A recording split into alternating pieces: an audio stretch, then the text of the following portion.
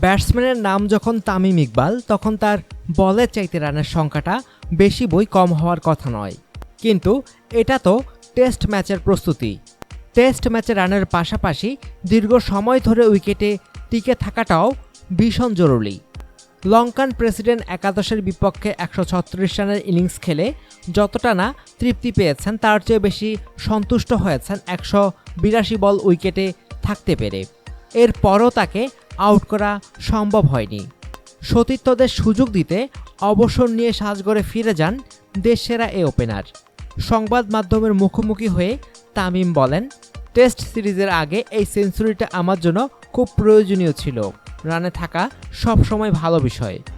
আমার লক্ষ্য ছিল উইকেটে যত বেশি সময় কাটানো যায়, আমি সেটা করতে পেরেছি। তবে আমার বড় তৃপ্তিটা হলো 50 থেকে 60 ওভার পর্যন্ত ব্যাটিং করতে পেরেছি।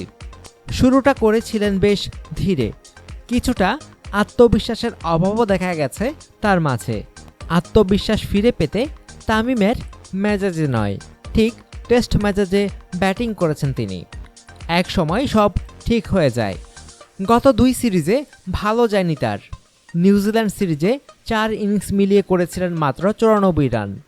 ভারতের বিপক্ষে একমাত্র টেস্টে 24 ও 3 রান করে আউট হয়েছেন। তাই প্রস্তুতি ম্যাচটি ছিল তার জন্য আত্মবিশ্বাস ফিরে পাওয়ার মঞ্চ। তবে তামিমের ব্যাটিং যদি তামিমের মতোই না হয় তাহলে কি চলে?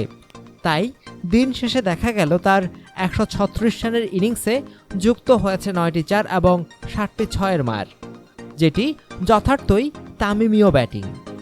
অনুগ্রহপূর্বক সংবাদটি শেয়ার করুন এবং খেলাধুলার সর্বশেষ খবর জানতে স্পোর্টস লাইট সাবস্ক্রাইব করে রাখুন। ধন্যবাদ।